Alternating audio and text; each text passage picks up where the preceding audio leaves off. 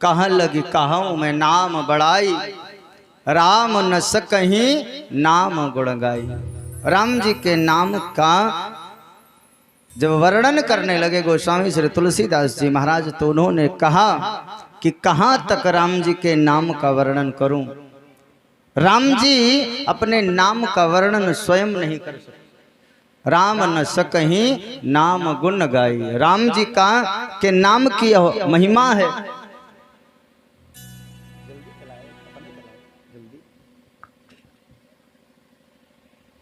राम जी के नाम की वह महिमा है। गोस्वामी श्री तुलसीदास जी महाराज ने लिखा कि राम जी में और राम जी के नाम में कितना अंतर है। एक सागर पर सेतु बांधने के लिए राम जी ने बंदर भालुओं को एकत्रित कर दिया। मानवों की कौन कहे, राम जी के अंदर वह गुण थे। मर्यादा पुरुषोत्तम भगवान राम के अंदर वह गुण थे कि मानवों की कौन कहे, देवताओं की कौन कहे। उन्होंने अपने गुण को दिखाते हुए, अपने गुणों का परिचय देते हुए मानवों और देवताओं की कौन कहे, उन्होंने पशुओं को, बंदर भालुओं को एकत्रित कर दिया, इकट्ठा कर दिया। यह राम जी का सामर्थ्य है। राम भालू कपी कटुक बटोरा, राम जी का यह सामर्थ्य है। राम जी ने भालू और बंदरों को एकत्रित कर दिया। ये कोई नहीं कर सकता। क्यों? क्योंकि उसको करने के लिए आपको मर्यादा की चरम सीमा तक जाना पड़ेगा। मर्यादा पुरुषोत्तम भगवान राम के अंदर वह पुरुषार्थ था कि उन्होंने मानवों और देवताओं की कौन कहे, उन्होंने पशुओं को एकत्रित कर दिया। राम भालू कपि कटुक बटोरा, सेतु हेतु श्रम कीन्ह न थोरा। सेतु बंधन के लिए बहुत परिश्रम किया बंदर भालुओं ने, और 100 योजन के समुद्र पर 1200 किलोमीटर का पुल बन गया। ये राम जी की महिमा है। और राम जी के नाम की जब महिमा का गायन करना प्रारंभ किया गोस्वामी श्री तुलसीदास जी ने, तो लिखा कि नाम लेत भव सिंधु सुखाही, नाम लेत भव सिंधु सुखाही, करौ विचार सुजन मन माही, करौ विचार सुजन मन माही। राम जी के नाम की यह महिमा है। राम जी को तो पुल बांधने की जरूरत पड़ी। जब स्वयं राम जी थे, बंदर भालुओं को एकत्रित करके 100 योजन समुद्र पर पुल बांध दिया। लेकिन राम जी के नाम की वह महिमा है कि पुल बांधवाने की भी आवश्यकता नहीं है। नाम लेते ही भवसागर सूख जाना है। जिसने राम जी के नाम का स्मरण किया, उसे भवसागर में तरने के लिए पुल की, नाव की आवश्यकता नहीं है। नाम लेने मात्र से ही भवसिंधु सूख जाता है। बोले श्री सीताराम जी महाराज की जय हो। राधा माधव भगवान की जय हो।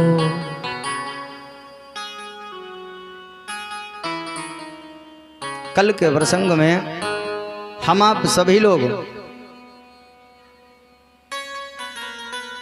महाराज मनु और शतरूपा के जो 3 बेटियां हैं, आकृति, देवहूति और प्रसूति, उसके बाद में जो माता देवहूति और महाराज करदम, माता देवहूति का विवाह महाराज करदम के साथ हुआ, जिनके यहाँ पर कपिल भगवान का प्राकट्य हुआ। कपिल भगवान आए। उसके बाद में हम आप सभी लोगों ने महाराज ध्रुव के चरित्रों का, ध्रुव के चरित्र को सुना। जो मनु और शतरूपा महाराज के पुत्र हैं, उत्तानपाद, ये इनके बेटे हैं महाराज ध्रुव, जिन्होंने 5 वर्ष की अल्प आयु में परमात्मा को प्राप्त कर लिया।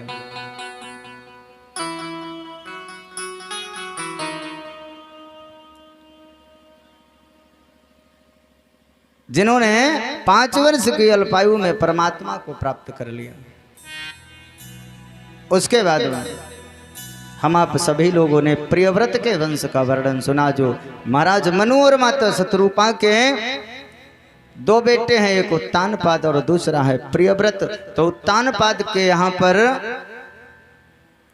ध्रुव का प्रादुर्भाव हुआ और प्रियव्रत के यहाँ पर उनके वंश में आगे चल करके भगवान ऋषभ देव का जन्म हुआ। उसके बाद में उन्हीं के भगवान ऋषभ देव के 100 बेटे हुए, जिनमें से जो सबसे बड़े बेटे हैं उनका नाम है भरत, जिनके 3 जन्मों की कथाओं का हम लोगों ने गायन श्रवण के माध्यम से गाया और सुना, उसका लाभ प्राप्त किया।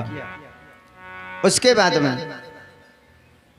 बाद की चर्चा, आज भगवान के जन्म तक की कथा कहने का प्रयास किया जाएगा।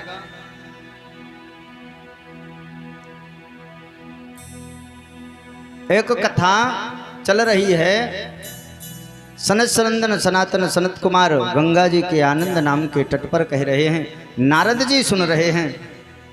और एक कथा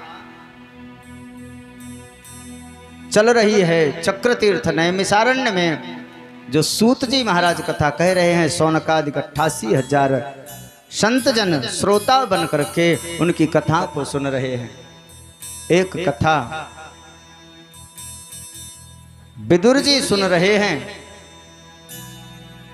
गंगा जी के ही पावन तट पर मैत्रेय मुनि महाराज कथा को कह रहे हैं।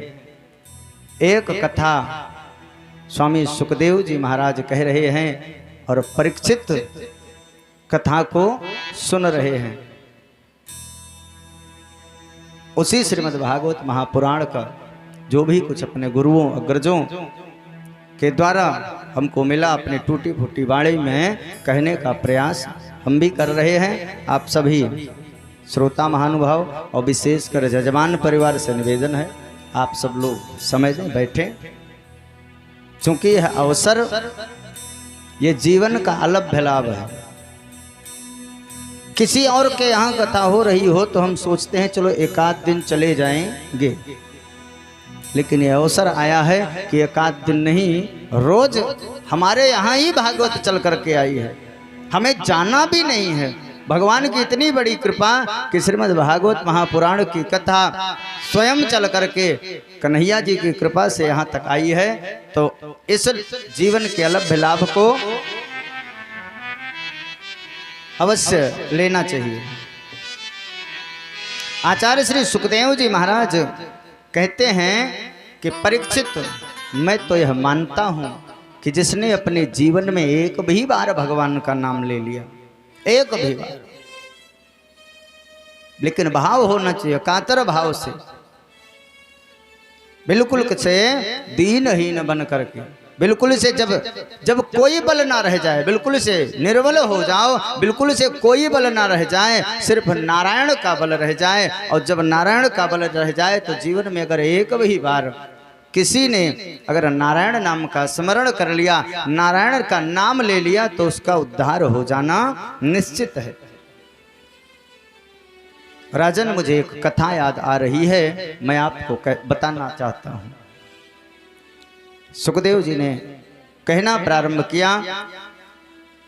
परीक्षित महाराज कथा को श्रवण कर रहे हैं। स्वामी सुखदेव जी महाराज वर्णन कर रहे हैं, बताते हैं कि राजन एक बड़े विद्वान पंडित जी थे।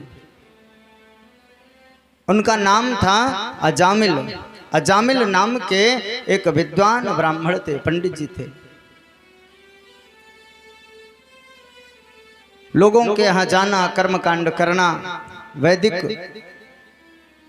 कर्म करना, कर्मकांड करना, हवन पूजा पाठ इत्यादि करना, करवाना उनका कार्य था, उनका काम था। लेकिन उनके मन में काम का प्रवेश हो गया। उनके मन के अंदर कामनाओं ने डेरा डाल दिया। कथा तो सबने सुनी होगी। अजामिल की कथा सबने सुनी होगी। काम प्रवेश कर गया। इतने विद्वान ब्राह्मण हैं, पंडित हैं, कर्म कांड करना करवाना उनका कार्य है, उसके बाद भी उनके अंदर काम का प्रवेश हो गया। कैसे? प्रश्न उठता है, क्यों हो गया? ऐसा कैसे हो गया? जैसे दुनिया कथा भागवत सुनती है, दुनिया सुनती है, संतों के द्वारा पूरी दुनिया सुनती है, उसके बाद भी सुधार ना आवे तो चलता है, ना आवे सुधार ना सुधरे तो भी चलता है। लेकिन अगर कोई विद्वान उसके अंदर कामनाएं वास कर जाएं, अगर उसके अंदर कामनाओं का प्रवेश हो जाए तो यह चीज जचती नहीं है, ना समाज को और ना उस विद्वान को। कामनाओं का प्रवेश कैसे होता है? काम है क्या? काम का मतलब सिर्फ कामनाओं से है। काम के 5 बाण हैं, 5 बाण हैं और 5 स्थान से कामनाएं हमारे ऊपर अंदर प्रवेश करती हैं। शब्द, रूप, रस, स्पर्श और गंध। शब्द, रूप, रस, स्पर्श और गंध, ये 5 बाण कामदेव के हैं। कामनाओं के ये 5 बाण हैं। इन्हीं 5 बाणों के द्वारा, इन्हीं 5 बाणों के द्वारा कामदेव हमारे ऊपर आक्रमण करता है, यानी कामनाएं हमारे ऊपर आक्रमण कर देती हैं। शब्द, ज्यादा सुनने की इच्छा, अच्छा सुनने की इच्छा। अब वो हमारे संस्कार पर निर्भर है कि हम अच्छा सुनते हैं कि बुरा सुनते हैं। हम भागवत सुनने की, ज्यादा सुनने की इच्छा, या गंदे गान सुनना उसकी इच्छा। जैसा हम परिवेश, जिस परिवेश में जाएंगे, जिस माहौल में जाएंगे, उसी प्रकार की हमारे अंदर कामनाएं पैदा होती चली जाएंगी। ज्यादा सुनने की इच्छा, कान जवाब दे रहे हैं, मन कर रहा है कि अभी थोड़ी देर और सुन ले। ज्यादा सुनने की इच्छा। शब्द, रूप, ज्यादा देखने की इच्छा। किसी ने कह दिया कि चले जाओ बांके बिहारी की छवि देख लो एक बार, दीवाने हो जाओगे। इच्छा जागृत हो गई कि लाओ देख कर आता हूं बांके बिहारी की छवि। किसी ने कह दिया कि प्रेम मंदिर करोड़ों ताजमहल का बाप है।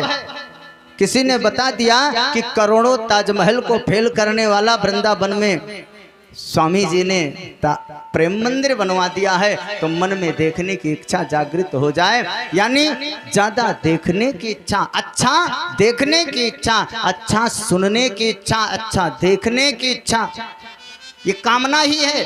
अच्छा सुनने की कामना, अच्छा देखने की कामना। शब्द, रूप, रस, अच्छा खाने की इच्छा। रस का मतलब रसना से है, अच्छा स्वाद लेने की इच्छा। डॉक्टर ने मना कर दिया है, डॉक्टर ने मना किया है कि मिठाई खाओगे तो शुगर का लेवल हाई हो जाएगा, लेकिन मन करता है। शादी ब्याह में आए हैं, रोज रोज शादी में थोड़ी आना है। चलो एक टेबलेट ज्यादा खा लेंगे चलेगा, लेकिन आज मिठाई खा लो। एक मिठाई खाने से क्या होता है? आप वजन तौल करके देखो, एक मिठाई के पीस में कितनी गोलियां चढ़ेंगी, कितने टेबलेट चढ़ेंगे। अच्छा खाने की इच्छा, रसना को स्वाद देने की इच्छा। शब्द, रूप, रस, स्पर्श, अच्छा छूने की इच्छा। गंध, अच्छा सूंघने की इच्छा, इत्र परफ्यूम लगाने की इच्छा। यही 5 कामनाएं, यही 5 प्रबल कामनाएं व्यक्ति को भटका देती हैं। जीव किधर से किधर भी जा सकता है। इतना विद्वान ब्राह्मण, उसके मन में कामनाएं आ गई। किसी दिन वह कर्मकांड करके, पूजा पाठ करा करके अपने घर को आ रहा था। अजामिल अपने घर को जा रहे थे, अचानक से किसी ने किसी को देखा। दासी संसर्ग दूषिता, किसी को गलत कार्य करते हुए देख लिया। और देखा जैसे तो उसके मन में कामना जग गई। ऐसी कामना जगी कि क्या ऐसा सुख अगर मुझे मिलता तो कैसा रहता। गए हैं घर, मन नहीं लग रहा, थोड़ी देर बाद वापस आए, उस वैश्या के पास गए और जा करके कहा कि तुम हमारे घर चलो। वैश्या को धन प्रिय है, उसने कहा धन लूंगी। इन्होंने कहा बहुत पंडिताई करी है हमने, बहुत धन है, विद्वान ब्राह्मण हूँ, लोगों के यहाँ जाता हूँ, आज तक कमाया ही है, मैंने गंवाया नहीं है, बहुत धन है, चलो हमारे साथ। चल देती है। वैश्या आकर के अजामिल पंडित जी के यहाँ पर रहने लगती है। और जब रहने लगी तो धीरे धीरे धीरे धीरे करके जब संग दूषित हो गया, लोगों को पता चल गया, तो लोगों ने बुलाना बंद कर दिया, लोगों ने कर्मकांड कराना बंद कर दिया। और जब लोगों ने बुलाना बंद कर दिया तो जो संचित धन था धीरे धीरे धीरे धीरे करके समाप्त हो गया। सनह सनह करके संचित धन जो था वो समाप्त हो गया।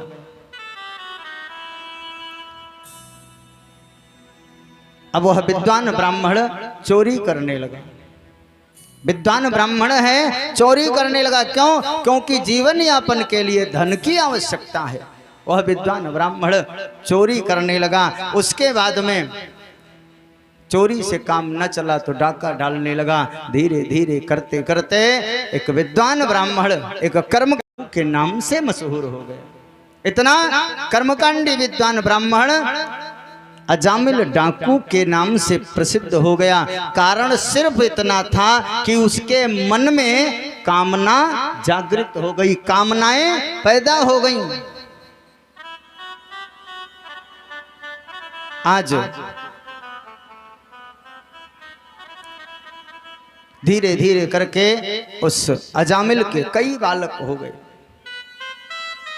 पूरा परिवार, पूरा कुनबा तैयार हो गया। रात को बाहर मध्य रात्रि को काली पट्टी बांध करके जाता और डाका डाल करके लेकर के आता। एक दिन की बात, अयोध्या से कुछ संत महात्मा जा रहे थे वृंदावन बांके बिहारी का दर्शन करने के लिए। सायंकालीन बेला हो चली। गांव के बाहर, उन्हीं अजामिल जी के गांव के बाहर संतों ने पूछा किसी से कि भैया इस गांव में कोई ब्राह्मण का घर है, किसी सतपुरुष का घर है, किसी ब्राह्मण का अगर घर हो तो बताओ, हम उनके यहाँ पर रुकना चाहते, टिकना चाहते हैं। पहले संत लोग पैदल ही चला करते थे, इतने संसाधन नहीं थे, लोग पैदल ही चलते थे, पैदल जा रहे थे, पूरे दिन के श्रमिक थे, रात्रि में विश्राम करना है। उस व्यक्ति ने कहा, उस व्यक्ति ने सोचा कि ऐसे पंडित जी का घर बताऊंगा, ऐसे ब्राह्मण का घर बताऊंगा कि दोबारा से कभी किसी से नहीं पूछेंगे कि किसी विद्वान ब्राह्मण का घर बताओ। आज संतों को उस व्यक्ति ने बताया कि गांव के बीचों बीच जाओ, और जब जाओगे तो वहां पर किसी से पूछ लेना कि अजामिल पंडित जी का घर कौन है, बड़े ही कर्मकांडी विद्वान हैं, ब्राह्मण हैं, जाओ उनके यहाँ रुकना। सायंकालीन बेला हो चली थी। संत लोग गए, और जब संत लोग पहुंचे तो अजामिल तो कहीं अपने कार्य पर जा चुका था, चोरी डाका डालने, चोरी करने अपने कार्य पर जा चुका था। अजामिल की वह पत्नी जो वैश्या थी वह घर पर विद्यमान थी। जा करके जयकारा लगाया, यजमान की जय हो, अलख निरंजन सच्चिदानंद भगवान की जय हो। संतों ने अपने जयकारा लगाया। उसके बाद में वह वैश्या बाहर आई। जब वह वैश्या बाहर आई तो उसने देखा कि सामने साधुओं की टोली खड़ी हुई है, संतजन खड़े हुए हैं। वैश्या ने कहा क्या बात है महाराज जी? संतों ने कहा कि हम दशमूर्ति हैं, संत हैं, अयोध्या से वृंदावन जा रहे हैं, रात होने वाली है। गांव के बाहर पूछा किसी पंडित जी का घर बताओ, तो गांव वालों ने मुझे बता दिया, यहाँ पर आया हूँ, रात भर रुकूंगा, आपके यहाँ भोजन प्रसाद बनेगा, ठाकुर जी का भोग लगेगा, और उसके बाद में प्रसाद पाएंगे, भजन करेंगे और सुबह उठ करके चले जाएंगे। उस वैश्या की आंखों में आंसू आ गए। उस वैश्या ने रोते हुए कहा कि महाराज जी, मेरी माँ ने बचपन में मुझसे कहा था कि कभी संतों से झूठ मत बोलना, इसलिए मैं सत्य सत्य आपको बता देना चाहती हूँ कि मेरे पति जो हैं उन्होंने स्वकीय नयो दोषेण ब्रह्मत्वम नाशितम मया, अपने कर्मों के द्वारा ब्राह्मणत्व का विनाश कर लिया है। वो अब पंडित अजामिल नहीं, डाकू अजामिल के नाम से प्रसिद्ध हैं। संतों ने सोचा कि अब रात हो रही है, अब कहाँ को जाएंगे। उस वैश्या ने कहा कि आप भोजन प्रसाद की बात करते हो, आपको तो मैं अपने हाथों से जल भी नहीं पिला सकती, मेरे हाथ का तो जल भी पीने के योग्य नहीं है। संतों ने कहा कोई बात नहीं बिटिया, सामने जो आपकी झोपड़ी है हम लोग उसी में रह जाएंगे, आप कच्चा राशन दे देना, हम लोग वहीं बाटी चूरमा बनाएंगे, ठाकुर जी का भोग लगाएंगे, भजन करेंगे, सुबह चले जाएंगे। वैश्या ने कहा ठीक है, हम इतनी व्यवस्था कर सकते हैं। संत लोग गए कुटिया में, साफ सफाई हुई और उसके बाद में वहां पर कच्चा राशन आया, भोजन प्रसाद बना, ठाकुर जी का भोग लगा और ठाकुर जी का भोग लगाने के बाद में संतों ने प्रसाद पाया। संत भजन कर रहे हैं, भगवान का भोग लगाया, प्रसाद पाया, उसके बाद भजन कर रहे हैं। इतने में मध्य रात्रि हुई और अजामिल कहीं गया हुआ था, वहां से आया,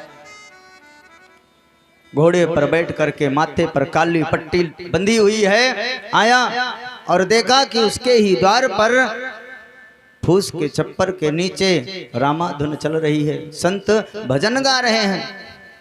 आकर के उस कुटिया के सामने घोड़ों को रोका और घोड़े को रोकने के बाद में कहा क्या हो रहा है, आप लोग कहां से आ गए, कौन है। संतों ने खड़ा होकर के कहा कि क्या आप ही अजामिल हैं। बोला हाँ। बोला हम, बोले कि हम लोग अयोध्या से आए हैं, बांके बिहारी का दर्शन करने जा रहे हैं, यहाँ रुक गए आपके यहाँ पर, भगवान का भोग लगाया, प्रसाद पाया, बड़ा आनंद आया, अभी भजन संकीर्तन चल रहा था, बड़ा अच्छा हुआ जो आप आ गए। इतने में बोलचाल को सुन करके अंदर से अजामिल की पत्नी आई, वैश्या। उसने आते ही कहा क्यों भड़क रहे हो जी, इसको, इन लोगों को तो हमने ही रोका है। अब उसकी बात को सुन करके कुछ बोल न सका अजामिल और अंदर चला गया। रात में जब सोने का समय हुआ तो जो संतों के महंत थे, अगुआ थे, उनकी आंखों में आंसू आ गई। किसी शिष्य ने पूछा क्या बात है महाराज। बोले इस अजामिल का मैंने अन्न खा लिया, इस अजामिल का मैंने अन्न खा लिया, इस अजामिल के यहाँ हम रात्रि गुजार रहे हैं, इस अजामिल के यहाँ ठाकुर जी का भोग लग गया। क्या यह भगवान की ही कृपा है क्या, ठाकुर जी स्वयं आए, इनके इसके यहाँ भोग लगा, इसका मतलब है ठाकुर जी इसका कल्याण करना चाहते हैं। कोई ना कोई तो इशारा है, कोई ना कोई तो बात जरूर है। संत रात्रि भर विचार करते रहे। सुबह हुई और जब सुबह हुई तो महाराज जी गए द्वार पर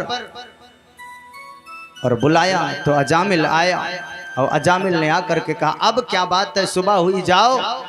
तो संतों ने कहा कि महाराज हम संत हैं, जिसके यहाँ जाते हैं, भोजन प्रसाद करते हैं, ठाकुर जी का भोग लगता है, उसके यहाँ से हम दक्षिणा पाते हैं, हमको लोग दक्षिणा देते हैं, जो उनकी यथाशक्ति रहती है, जो दे पाते हैं, दक्षिणा देने का विधान भी है। अजामिल ने कहा कि तुम्हारा लोटा तुम्बा नहीं छुड़ा रहे हैं, यही क्या कम है, तुम दक्षिणा की बात कर रहे हो। ज्यादा दक्षिणा की लालच हो तो ये सामान अपना रखो और चले जाओ। इतने में फिर पत्नी उसकी आ गई। उसने कहा क्या बात है, क्यों भड़क रहे हो संतों पर। तो संत जी ने कहा कि मुझे दक्षिणा में अजामिल तुम्हारा धन नहीं चाहिए, मुझे जायदाद नहीं चाहिए, फिर क्या चाहिए। बोले जो अब की बार तुम्हारे यहाँ बेटा होगा, जो बेटा आने वाला होगा, जो अगली संतान तुम्हारे यहाँ होगी, उसका नाम सिर्फ नारायण रख देना, मुझे यही दक्षिणा चाहिए। सिर्फ दक्षिणा के रूप में यही चाहिए कि तुम वादा करो कि अपने बेटे का नाम नारायण रख दोगे। अजामिल ने कहा इसमें कौन सी बात है, बहुत बड़ी, जाओ कोई बात नहीं, हम अपने बेटे का नाम अजामिल रख देंगे। संत लोग भगवान का ध्यान करते हुए बांके बिहारी सरकार का गायन करते हुए वहां से चले गए।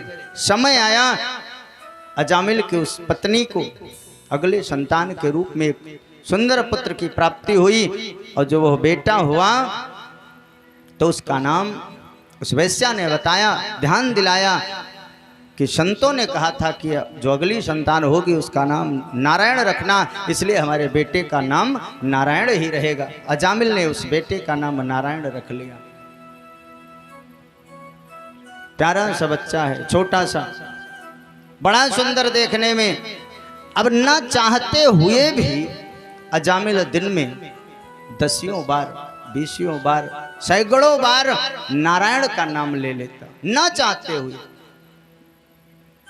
ये जो प्रसंग है भागवत जी के, ये प्रसंग सुनने के लिए तो है ही, सुनने से उद्धार होगा ऐसा लिखा है। जिसने भागवत सुनी उसका उद्धार हुआ, जिसने ध्यान से भागवत सुनी उसका उद्धार हुआ, ऐसा भागवत में लिखा है। लेकिन जिसने भागवत को अपने अंदर धारण कर लिया, अपने जीवन में उतारने का प्रयास किया, उसका उद्धार यहीं बैठे बैठे है, यहीं पर है।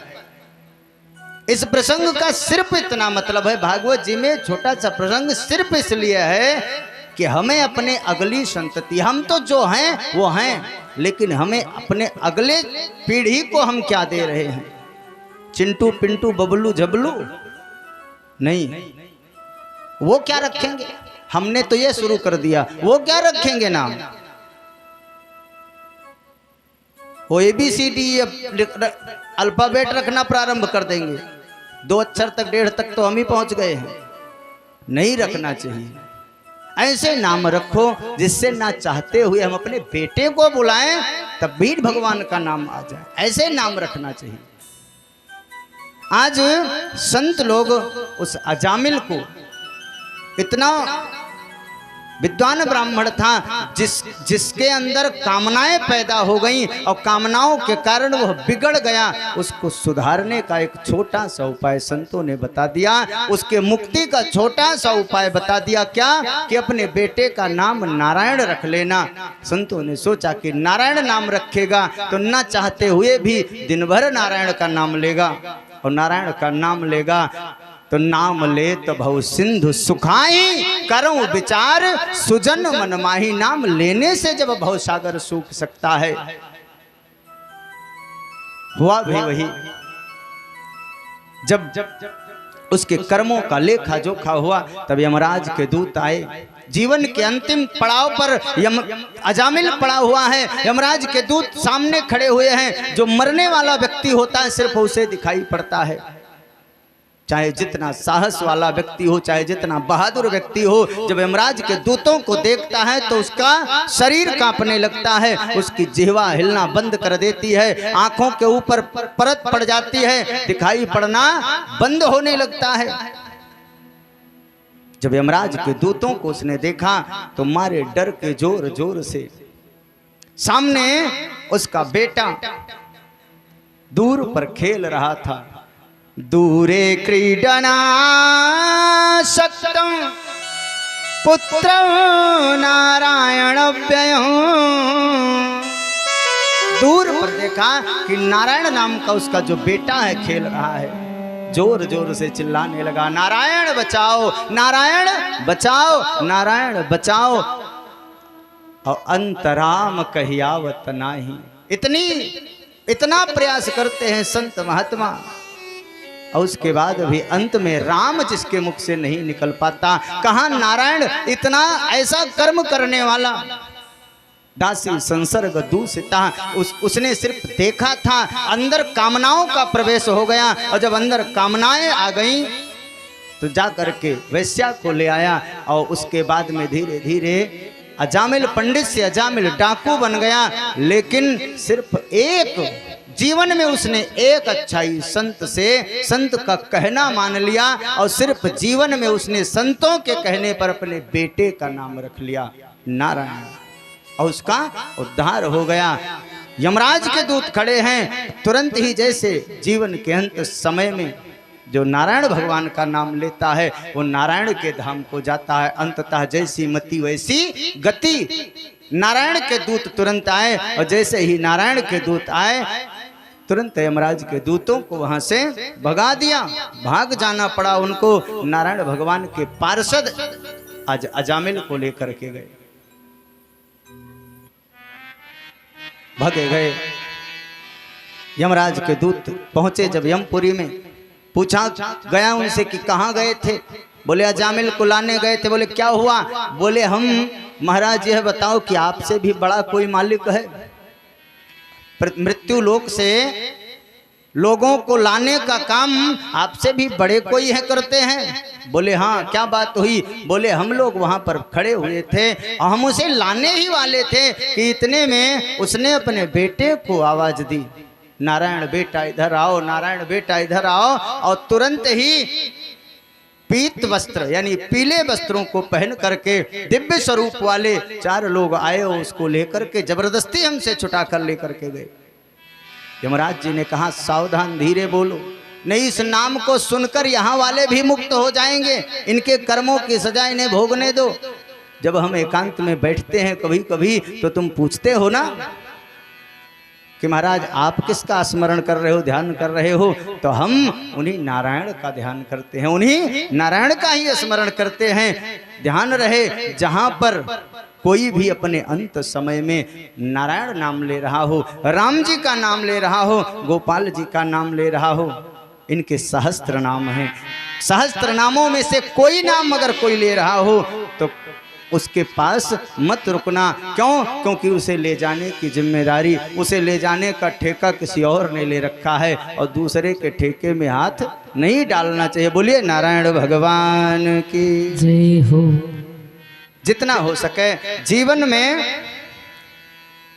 नारायण भगवान या भगवान के नाम का उच्चारण करना चाहिए। और उच्चारण तभी होगा जब हमारा वातावरण, हमारा परिवेश, हमारा गांव, हमारे बच्चे, हम अगली पीढ़ी को क्या दे रहे हैं, हमें ये सोचना चाहिए। हमारे संस्कार हस्तांतरित होते हैं, हमारे जो संस्कार हैं वो हमारी अगली पीढ़ी में हस्तांतरित होते हैं। अगर चंदन हम नहीं लगाएंगे तो हमारे बेटे नहीं लगाएंगे, और अगर चंदन हम लगाएंगे तो वह भी शौक के मारे कहेंगे पिताजी हमें भी लगा दो। और जब शुरू से आदत पड़ी रहेगी तो उन्हें अटपटा नहीं लगेगा। और जो पहले दिन चंदन लगाता है वो अपने शर्ट में पोंछ लेता है, आप लोगों ने देखा होगा। जो कहीं शौकवश पहले दिन चंदन लगाता है तो जान नहीं पाता है, खींच देता है। इसलिए ध्यान रहे अपना परिवेश, अपना माहौल। हम सनातन धर्मी हैं, हम लोग हिंदू सनातन से बहुत बड़े सौभाग्य की बात है कि हिंदू सनातन से संबंध रखने वाले हैं। तो कोई ना कोई चेहरे पर पहचान जरूर होनी चाहिए और उसी को हम अपने बच्चों को हस्तांतरित, जो हम करेंगे महाजनों येन गतः सपंथा, जो हम करेंगे वही हमारे बालक हमसे सीखेंगे, वही करेंगे। तो जीवन में ज्यादा से ज्यादा ये सोचें कि नारायण यानी भगवान से संबंधित चीजों को अपने बालकों को सिखाएं। हम अपने बालकों का नाम रखें तो भगवान से संबंधित रखें, भगवान से संबंधित नाम रखेंगे तो न चाहते हुए भी हम 10 बार दिन भर में भगवान का नाम स्मरण कर लेंगे। बोलिए नारायण भगवान की जय हो। इसके बाद में भागवत जी में 7वां स्कंध प्रारंभ होता है। 7वें स्कंध में परीक्षित जी ने आचार्य सुखदेव जी से एक प्रश्न किया कि महाराज यह बताओ कि अभी तक आपने जितनी कथाएं सुनाई, जो भी कथा हमने सुना, संत लोगों से सुना, हमने यही सुना कि भगवान हमेशा देवताओं के हित के लिए, देवताओं के हित के लिए अवतार लेकर के आते हैं, जन्म लेकर के आते हैं। अथवा एन के न प्रकारेण भगवान देवताओं की रक्षा के लिए हमेशा आते हैं, हमेशा तत्पर रहते हैं। जबकि उनको लोग समदर्शी कहते हैं। तो अगर जो समदर्शी है वो हमेशा देवताओं की मदद के लिए आता है और दैत्यों का हमेशा विनाश करता है, क्यों? समदर्शी का ये काम थोड़ी है। जो समदर्शी, समदर्शी का मतलब समान देखने वाला। समः प्रिया सुहृद ब्राह्मण भूतानां भगवान स्वयं इंद्रस्यार्थे कथं दैत्यानधीद विषयो यथा। अगर वो समप्रिय हैं, अगर वे समान देखने वाले हैं, आंख से देखने वाले हैं, सबको एक दृष्टि से देखने वाले हैं, तो ऐसे नारायण हमेशा देवताओं की मदद क्यों करते हैं और दैत्यों के प्रति उनका अलग ही भाव क्यों रहता है। इस पर आचार्य श्री सुखदेव जी ने कहा कि राजन, परमात्मा की दृष्टि एक जैसी ही है, परमात्मा की दृष्टि एक जैसी ही है, द्वैत नहीं है, अद्वैत है, एक जैसी है। कभी वह दो दृष्टि नहीं रखते, अलग अलग नहीं देखते। लेकिन भगवान को जानते हो क्या प्रिय है? दूसरे दिन की कथा में भगवान को जानते हो क्या प्रिय है? भगवान को सिर्फ अपने भक्त प्रिय हैं। भक्ति प्रयोर माधवा, भगवान को सिर्फ भक्ति पसंद है, भगवान को सिर्फ भक्त पसंद है। उन्हें इससे मतलब नहीं है कि आप दैत्य हो अथवा देवता हो अथवा मानव हो। राजन, तुम्हें पता है दैत्य कुल में ही जन्मा विभीषण राम जी की शरण में गया, राम जी ने उसे शरणागत देख करके अपने पास बुला लिया। दैत्य कुल में ही एक प्रहलाद नाम के परम भागवत भगवान के भक्त हुए, जिनका नाम भगवान के 12 भागवत में लिया जाता है। भगवान के 12 भागवत में भगवान के 12 प्रमुख भक्तों में जिनका नाम लिया जाता है, ये हिरण्याकश्यपु के बेटे थे, जो नारायण भगवान को अपना शत्रु मानता था, उनके बेटे। दैत्य कुल में जन्मे प्रहलाद को नारायण भगवान ने अपना 12 भागवत में स्थान दिया, अपना भक्त बनाया। ऐसी बात नहीं है। भगवान को सिर्फ भक्त प्रिय हैं, भगवान को सिर्फ भक्ति पसंद है। महाराज परीक्षित ने कहा, कृपा करके हमें यह प्रसंग सुनाएं। भगवान के अवतारों की चर्चा चल रही है। मैत्रेय मुनि विदुर जी को कथा सुना रहे हैं भगवान के अवतारों को। विदुर जी ने प्रश्न किया था कि परमात्मा तरह तरह के रूप क्यों धारण करते हैं? कभी वाराह बन जाते हैं, कभी नरसिंह बन जाते हैं, कभी कच्छप बन जाते हैं, कभी मत्स्य बन जाते हैं। आखिर ऐसा क्यों है, क्यों करते हैं? और अगर करते हैं तो उनके विविध अवतारों की चर्चा हमें बताओ, उनके विविध अवतारों का प्रसंग हमें सुनाओ। मैत्रेय मुनि से विदुर जी ने पूछा था, और इधर सुखदेव जी बता रहे हैं महाराजा परीक्षित को। कहते हैं, राजन, हिरण्याक्ष का वध नारायण भगवान ने कर दिया, वाराह रूप धारण करके। जब वाराह बने भगवान, माता पृथ्वी की स्थापना करने जा रहे थे, उसी समय हिरण्याक्ष लड़ने की कोशिश कर रहा था। कल के प्रसंग में आप लोगों ने सुना, नारायण भगवान ने उसको मार दिया। और जब से हिरण्याक्ष मारा गया है, तो हिरण्याक्ष का ही भाई हिरण्याकश्यपु है। तब से वह हिरण्याकश्यपु भगवान नारायण से विरोध मानता है, उनको दुश्मन मानता है, दुश्मन मान बैठा है। अब लड़ने का सामर्थ्य है नहीं, तो उसने सोचा कि अभी कुछ बल एकत्रित कर लिया जाए, लाओ जाकर के तपस्या करूं। गया है तपस्या करने। जाने लगा जब तपस्या करने, तो उसकी पत्नी का नाम है कयाधु, उसके 2 बालक और हैं, तीसरा बालक होने वाला है। और इधर हिरण्याकश्यपु जा रहा है तपस्या करने के लिए। उसने कहा कि तुम महल में रहना, मैं जा रहा हूं ब्रह्मा जी की तपस्या करूंगा और अपार बल लेकर के आऊंगा, अमृत का वरदान लेकर के आऊंगा। और जब मैं अमृत का वरदान लेकर के आऊंगा, तब नारायण पर चढ़ाई करूंगा, तब नारायण से मैं युद्ध करूंगा। गया गया है तपस्या करने के लिए, और इधर हिरण्याकश्यपु तपस्या करने के लिए गया, और इधर इंद्र ने पीछे से आकर के उसके दो जो बालक हैं उनको मार देता है। इंद्र ने उनके बालकों को मार दिया हिरण्याकश्यपु के। तीसरा बालक जो कयाधु के गर्भ में है, उस गर्भस्थ शिशु को भी इंद्र मार देना चाहता है। कभी कभी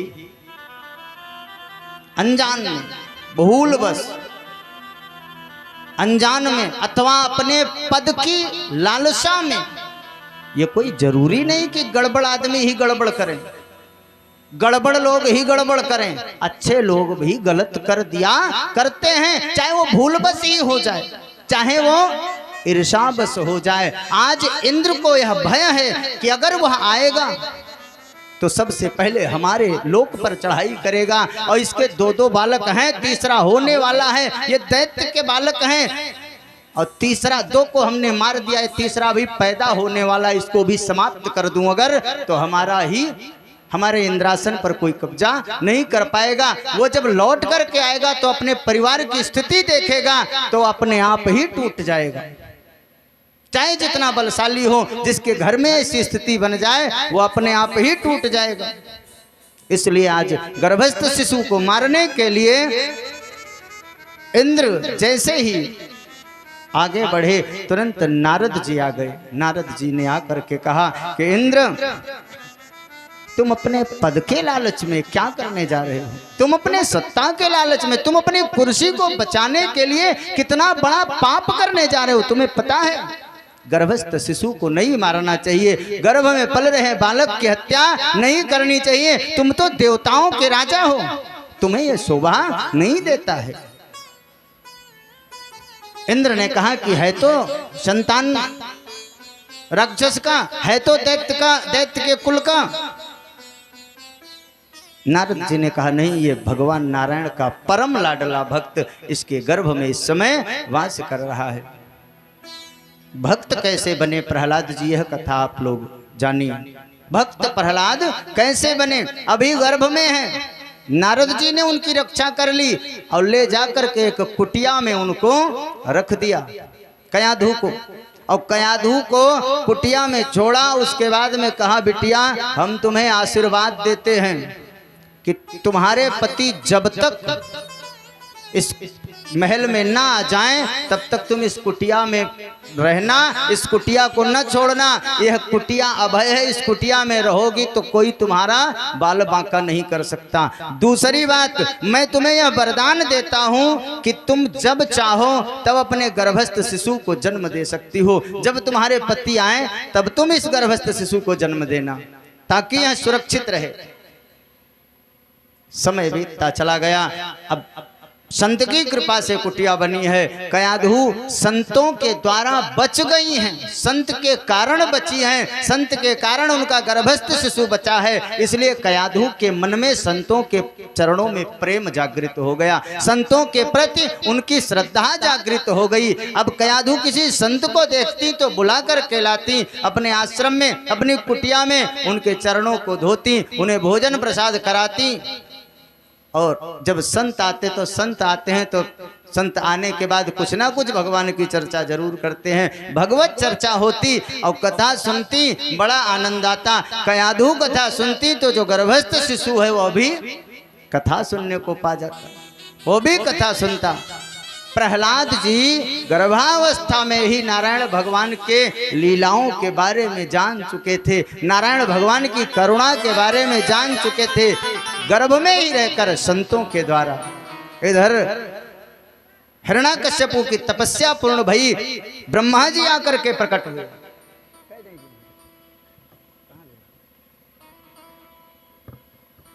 बोले सच्चिदानंद भगवान की।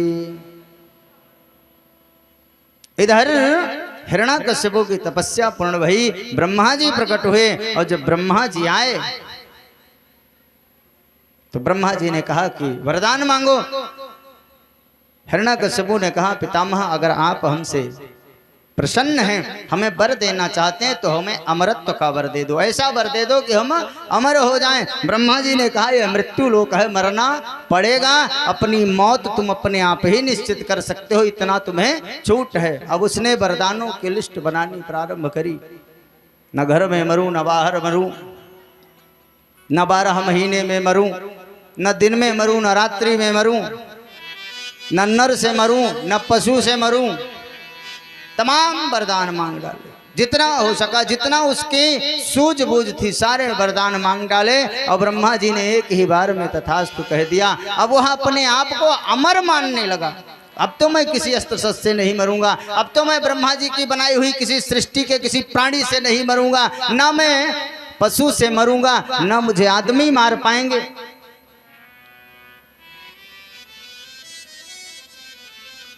मुझे कोई मार नहीं सकता। मैं वह अपने आप को अमर मान करके चल देता है। आया है, लगा देवताओं को त्रास देने, सब परेशान हैं।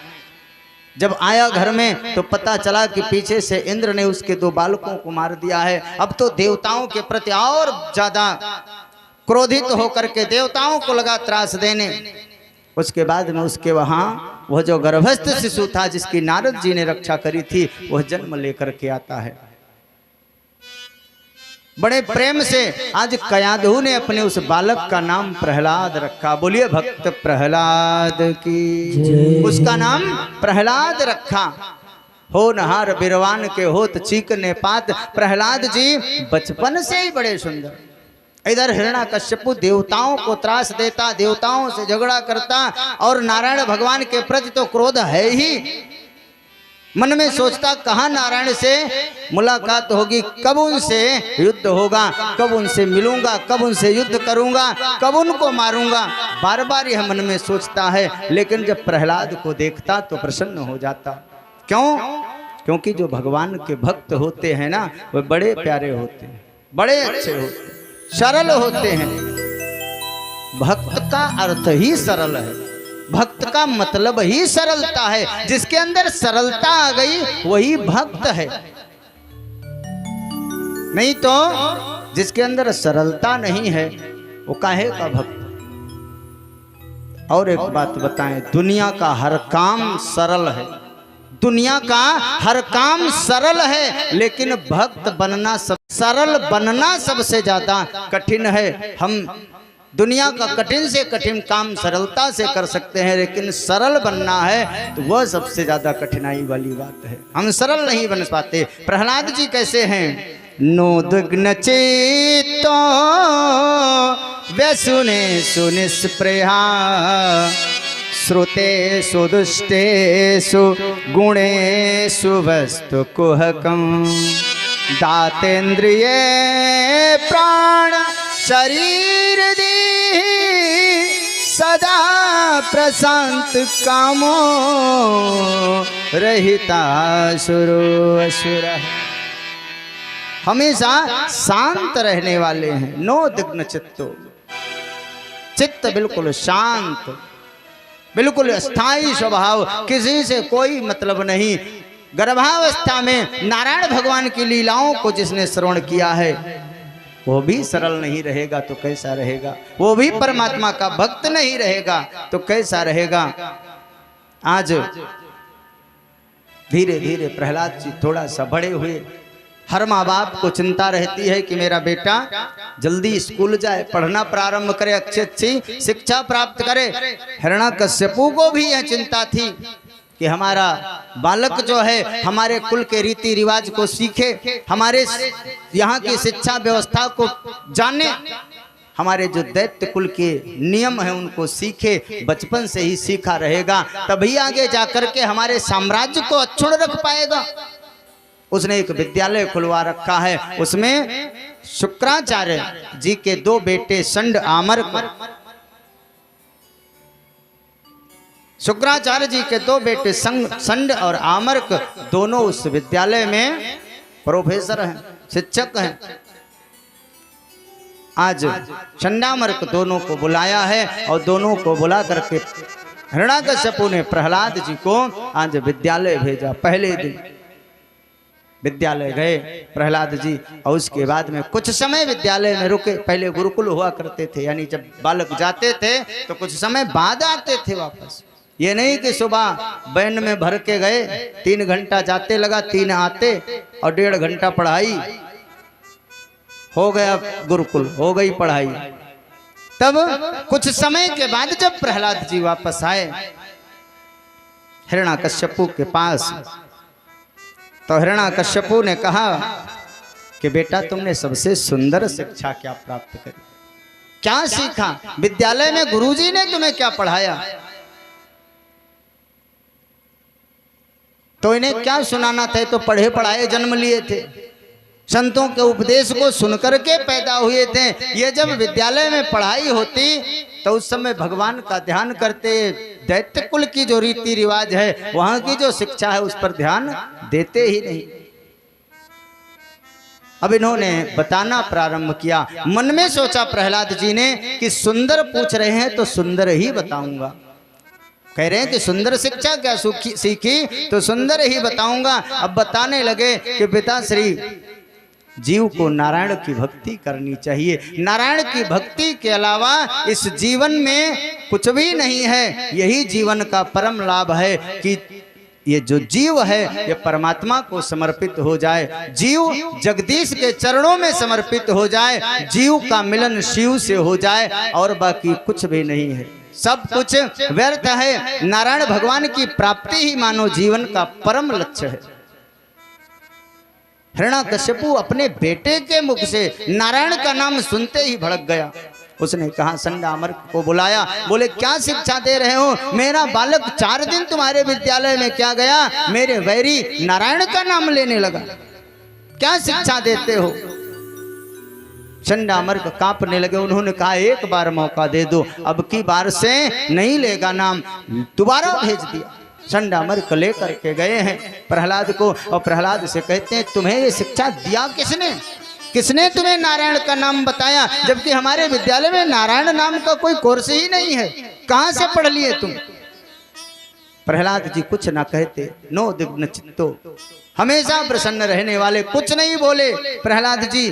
कुछ दिन फिर वहां की शिक्षा व्यवस्था के अनुसार उन्हें पढ़ाया गया, विशेष नजर करके, विशेष रूप से देखभाल में उनको पढ़ाया गया। और पढ़ाने के बाद जब कुछ समय के बाद आए तो दौड़ करके हिरण्याकश्यपु ने अपने बेटे को गले से लगाया और बोले, बेटे सबसे सुंदर शिक्षा तुमने क्या पाई?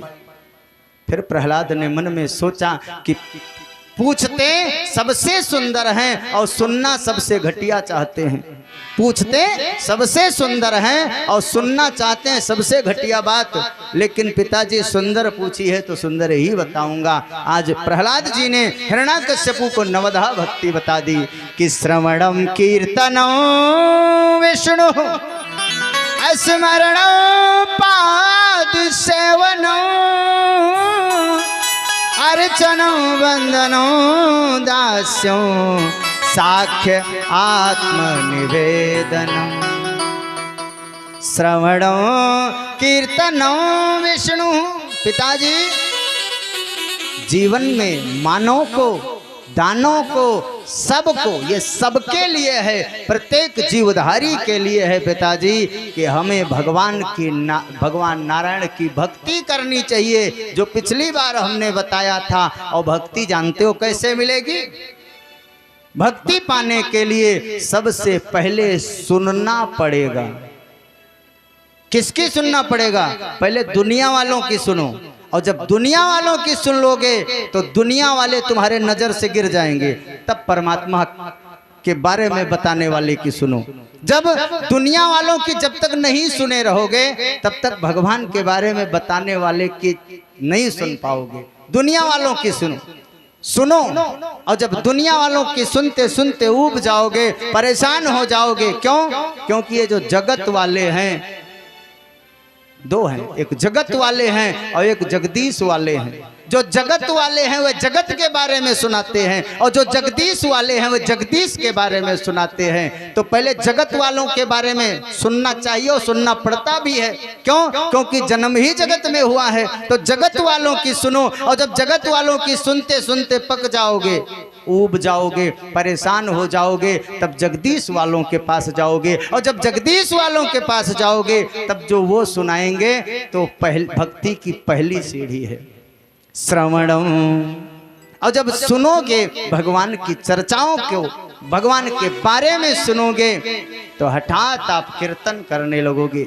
सत्संग में जाओगे तो सत्संग का सोपान एक है कीर्तन, कीर्तन करने लग जाओगे। और जब कीर्तन करने लग जाओगे, विष्णु भगवान के बारे में सुन करके उनका कीर्तन करने लग जाओगे, तो जब सत्संग सुन करके आओगे, भक्ति की तीसरी सीढ़ी है सत्संग सुन करके जाओ और तुम्हारे घर वालों को सत्संग दिखाई पड़े कि गए थे सत्संग सुनने। माताएं जाएं तो लोगों को पता चले घर में कि हमारी बिटिया, हमारी बहू, हमारी सास, हमारी ननद सत्संग सुनने गई थी, कथा सुनने गई थी। आपके आचार विचार आहार व्यवहार में थोड़ा बहुत बदलाव आवश्यक रूप से आना जरूरी है। और अगर कथा सुन करके इधर से सुना और इधर से निकाल दिया, आपका बदलाव नहीं आया आपके आचार विचार आहार व्यवहार में, तो कथा सुनने का कोई मतलब नहीं। आप कथा सुनो और घर पे जाओ तो घर वाले, पत्नी, बच्चे, उनको लगे कि आप कथा सुन करके आए हो, उन्हें लगे कि बदले बदले से सरकार नजर आते हैं, उन्हें लगे। और जब सुन करके जाओ तो परमात्मा का स्मरण करो, भगवान का स्मरण करो। और जब भगवान का स्मरण आप करने लग जाओगे, भगवान के चरणों में आपका मन लगने लग जाएगा, तब उनके चरणों की सेवा करने का मन करेगा। तब गोपाल जी को ले आओगे और उनके चरणों की सेवा करना प्रारंभ कर दोगे। उसके बाद में उनका अर्चन करो, वंदन करो, उनके दास बन जाओ, उनसे रिश्ता बना लो। साख्यात्म निवेदनम, अपना सर्वस्व उनके चरणों में अर्पण कर दो। इतनी बात सुनी हिरण्याकश्यपु ने और तुरंत खड़ा हो गया, हाथ से तलवार निकाल ली और कहने लगा, ये क्या कह रहा है, क्या कह रहे हो? अरे अभी 10 दिन पहले आया था मेरा बेटा, तो नारायण की भक्ति करने के बारे में बता रहा था, नारायण का नाम ले रहा था। आज आया तो आज तो पूरा नारायण के बारे में विश्लेषण करके बता रहा है, भक्ति के 9 प्रकार बता रहा है। क्या हो गया है? आज जब प्रहलाद जी ने अपने पिता हिरण्याकश्यपु को नवधा भक्ति का उपदेश दे डाला, तब हिरण्याकश्यपु ने सोचा कि अब यह बालक बिगड़ चुका है, अब इसने अभी तक तो नारायण का नाम ही लिया था, लेकिन अब यह नारायण की भक्ति करने का उपदेश देने लगा, इसलिए अब यह विद्यालय जाने के लायक नहीं है, बाहर जाने के लायक नहीं है। क्यों? क्योंकि अभी यह एक बिगड़ा हुआ है और विद्यालय में इतने असुर बालक पढ़ते हैं, ये धीरे धीरे करके सबको बिगाड़ देगा, सबको बिगाड़ देगा। इसलिए आज हिरण्याकश्यपु आज से प्रहलाद को मारने का निश्चय कर लेता है, सोचता है कि प्रहलाद को किसी भी तरह समाप्त किया जाए। कभी पहाड़ की चोटी से फेंकवाता है, कभी शेर के पिंजरे में डलवाता है, कभी पागल हाथी के सामने प्रहलाद को छोड़ा जाता है, कभी विष पीने को दिया जाता है, लेकिन प्रहलाद की मौत नहीं हो पाती। क्यों? क्योंकि मारने वाला और बचाने वाला तो परमात्मा है, हिरण्याकश्यपु के बस की बात नहीं है। जब जब उसे मारा जाए, जब जब मारने का प्रयास किया जाए, नारायण भगवान स्वयं आकर के अपने भक्त को बचा लेते हैं, स्वयं आकर के। आज भी कोई कितना भी जोर लगा ले, कोई कितना भी प्रयास कर ले, लेकिन ये भगवान का कार्य है अपने भक्तों की लाज को बचाना, अपने भक्तों को बचाना, ये सिर्फ नारायण भगवान का काम है। आज प्रहलाद नहीं मार पा रहे हैं, प्रहलाद को हिरण्याकश्यपु ने एक सभा बुलाई, दुष्टों की सभा। जो दुष्ट होते हैं उनके सहयोगी भी दुष्ट ही होते हैं। दुष्टों की सभा एकत्रित की हिरण्याकश्यपु ने और कहने लगा क्या बताऊं, सारे प्रयास विफल हो चुके हैं। पहाड़ की चोटी से जिसे फेंका गया वो बच गया, पागल हाथी के सामने जिसे छोड़ा गया वो बच गया, शेर के सामने से वो बच करके चला आया।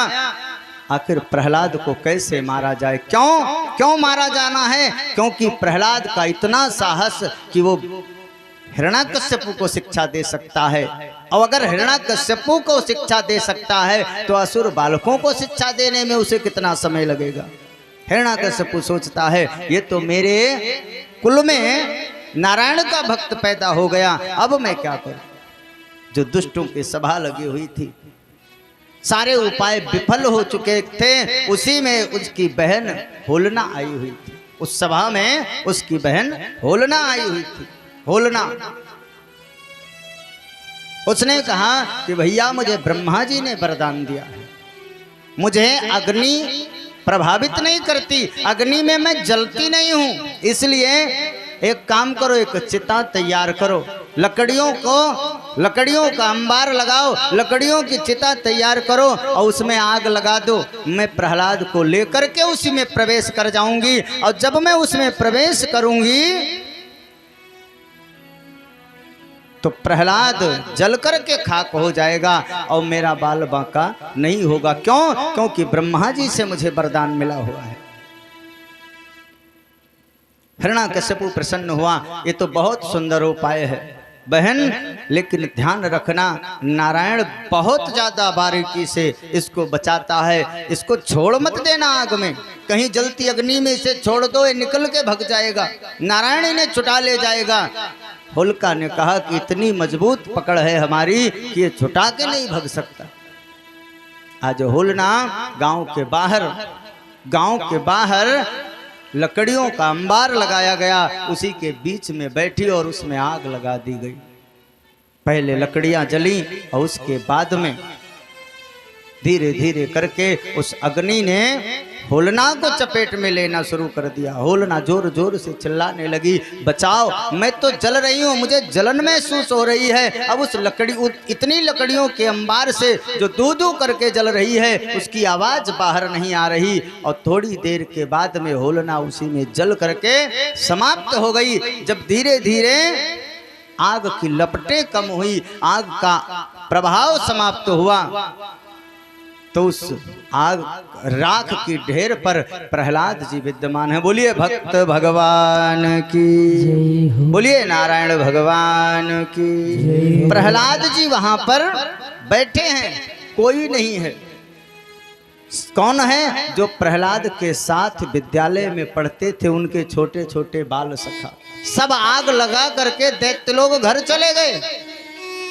दैत्य जो थे, दुष्ट जो थे, आग लगाई और घर चले गए, और घर ही नहीं गए, उन्होंने उल्टा सीधा खान पान करना प्रारंभ कर दिया। उन्होंने कहा कि आज प्रहलाद जल जाएगा, उल्टा सीधा खान पान प्रारंभ कर दिया, उल्टे सीधे कार्य करने प्रारंभ कर दिए। और जो प्रहलाद के साथी थे वे किनारे खड़े होकर के रो रहे थे। क्योंकि आज प्रहलाद को जल जाना है, मेरा इतना प्यारा सखा आज जल करके राख हो जाएगा, कम से कम अंतिम बार उसको, उसके राख को, उसकी अस्थियों का तो दर्शन करके चलूंगा। लेकिन जब आग की लपटें समाप्त हुई, देखा प्रहलाद उसमें सावधान बैठे हैं, ध्यान मुद्रा में बैठे हैं। जोर से बच्चे लोग जयकारा लगाने लगे, नारायण भगवान की जय, नारायण भगवान की जय। प्रहलाद के साथी जयकारा लगाने लगे। प्रहलाद का ध्यान खुला, वो बाहर निकल करके आए, और जब प्रहलाद बाहर निकल करके आए तो बालकों ने उन्हें गले लगाया। बोले प्रहलाद, जब तुम अग्नि के अंदर प्रवेश कर गई थी होलना लेकर के, तो अग्नि का प्रभाव तुम्हारे ऊपर नहीं हुआ। प्रहलाद ने कहा कि नारायण भगवान जिसके साथ हूँ उसका कोई बाल बांका नहीं कर सकता। मित्र, मुझे नारायण भगवान ने बचाया है। अब प्रहलाद ने पूछा कि भैया ये बताओ, वो वाला सखा कहाँ है? वो नहीं आया। तो बोले उसको थोड़ा जल्दी थी, वो घर चला गया। अब प्रहलाद के जितने मित्र हैं उसी राख में से, उसी राख को हाथ में लगा करके एक दूसरे के मस्तक पर लगाते हैं और गले मिलते हैं। गले मिलते हैं और गले मिल करके कहते हैं कि आज इस होलिका की राख से, इस होलना की राख से, इस होलना की आग से मेरा मित्र प्रहलाद बच गया है। उसको मस्तक पर लगा करके उसका बंधन करते हैं कि धन्य है यह अग्नि, धन्य है यह राख जिसने बुराई को समाप्त कर दिया और भगवान के भक्त को बचा लिया। उस राख को मस्तक पर लगाते हैं और प्रहलाद जी जब पूछते हैं कि वो दूसरा वाला कहाँ गया, तो सखा लोग कहते हैं चलो उनके यहाँ भी हो लिया जाए, चलो उनके यहाँ भी हो लिया जाए, चलो उनके यहाँ भी होली, चलो उनके यहाँ भी होली। और होली होली करते करते वही उसी का परिवर्तित रूप होली हो गया। बुराई को मिटा करके अच्छाई को स्थापित करना, बुराई को समाप्त करके अच्छाई की स्थापना करना ही होली है। ये त्योहार हमारे म्यूनिसिपालिटी हैं, त्योहार हमारे साफ सफाई का, हमारे घर के, हमारे मोहल्ले के साफ सफाई करने के साधन हैं। जब त्योहार आते हैं तो घर का डिस्टेम्पर पेंट होता है कि दिवाली आ रही है, होली आ रही है, साफ सफाई करो। लेकिन आप लोगों ने भी देखा होगा, हमने भी देखा है, होली जैसे पावन त्योहार पर जहां पर बुराई को समाप्त करके अच्छाई की स्थापना की जानी चाहिए, वहां अच्छे अच्छे घरों के बालकों के पैर डगमगाते हुए हमने देखे हैं। आप लोगों ने भी जरूर देखे होंगे। ये कदापि नहीं होना चाहिए। ये कौन है? ये हिरण्यकश्यपु वाले हैं। प्रहलाद को लकड़ी के हवाले करके, होलना के हवाले करके गए और अनाप शनाप उल्टा सीधा खाने पीने लगे। वो हिरण्यकश्यपु वाले हैं और जो प्रहलाद वाले हैं वो एक दूसरे को गले लगाते हैं और होलना की राख मस्तक पर लगाते हैं, एक दूसरे से मिलते हैं। मिलते मिलते सारे सखा एकत्रित होकर के विद्यालय के प्रांगण में पहुंचते हैं और विद्यालय के प्रांगण में पहुंच करके प्रहलाद से कहते हैं कि प्रहलाद, यह बताओ, तुम जानते हो जब तुम्हें पहाड़ से फेंका जाता है, जब तुम्हें हाथी के पैरों तले रखा जाता है, जब तुम्हें शेर के कटघरे में छोड़ा जाता है, तो तुम्हें कष्ट होता है या नहीं होता मुझे नहीं पता, लेकिन जब तुम्हें दंड दिया जाता है तो हमें कष्ट जरूर होता है। क्यों? क्योंकि हम तुम्हारे मित्र हैं। हम तो यह जानते हैं कि अभी थोड़ी देर के बाद में हमारा मित्र मृत्यु को प्राप्त हो जाएगा। आज जब होलना तुमको लेकर के आग में प्रवेश करने जा रही थी तो हम सब रो रहे थे। मित्र, ऐसा नारायण में क्या रखा है? क्या रखा है नारायण में? अपने पिता का ही कहना क्यों नहीं मान लेते? आखिर पुराणों ने कहा है कि माता पिता का कहना मानना चाहिए। क्या बुराई है? इतनी यातनाओं को सहते हुए नारायण भगवान को याद करना, इतनी यातनाओं को सहना कोई अच्छी बात नहीं है। प्रहलाद के मित्र समझा रहे हैं, बाल सखा, छोटे छोटे बालक प्रहलाद को, प्रहलाद ने अभी सुन रहे हैं, सोचा पहले कह लो। प्रहलाद ने जब कहा, प्रहलाद ने कहा कि मित्र, यह बताओ कि जब मुझे पहाड़ की चोटी से फेंका गया मेरा बाल बांका हुआ? बोले नहीं हुआ। बोले शेर के पिंजड़े में मुझे डलवाया गया, मेरा बाल बांका हुआ? बोले नहीं हुआ। बोले यह बताओ, हाथी के पैरों तले मुझे रखा गया, मेरा बाल बांका हुआ? बोला नहीं हुआ। बोले यह बताओ, अभी अभी की बात है, होलना बुआ मुझे लेकर के अग्नि में प्रवेश हो गई, मेरा बाल बांका हुआ? बोले नहीं हुआ। बोले तो यह बताओ कि मुझे बचाया किसने? मारना जो चाहता उसे तो तुम लोग देख रहे हो, लेकिन बचाने वाले को नहीं देख पाए। अरे कण-कण में मुझे बचाने वाला व्याप्त है। जहां मारने वाला खड़ा है, मारने वाला एक हो सकता है, दंड देने वाला एक हो सकता है, लेकिन बचाने वाला एक जगह पर मारने वाला खड़ा हो सकता है, लेकिन बचाने वाला तो कण-कण में व्याप्त है। और जब तक वो नहीं चाहेगा मेरा बाल बांका नहीं होगा, तुम्हें परेशान होने की आवश्यकता नहीं है। और जहां तक तुम बात करते हो पिता की, परिवार वालों की, घर वालों की, मित्रों की, संबंधियों की, समाज की, तो जानते हो घरानी भूमो पशवो ही गोष्ठे नारी ग्रह द्वारी सखा स्मशाने देहिश्चितायां परलोक मार्गे धर्मानुरागो गच्छति जीवैषः। मित्र, तुम्हें पता है घराणि भूमो, ये जो जितनी जमीन जायदाद है ये सब यहीं रह जानी है, कुछ साथ नहीं जाना है।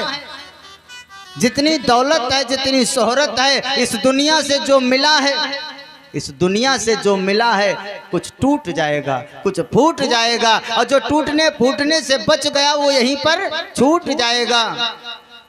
पत्नी द्वार तक आती है ज्यादा से ज्यादा। मित्र, श्मशान घाट तक जा सकते हैं, हमारे जो रिश्तेदार हैं वे श्मशान घाट तक जाएंगे, और अग्नि संस्कार के बाद में, अग्निदान के बाद वे सब अपने अपने कार्यों में लीन हो जाएंगे, सब अपने अपने काम में बिजी हो जाएंगे।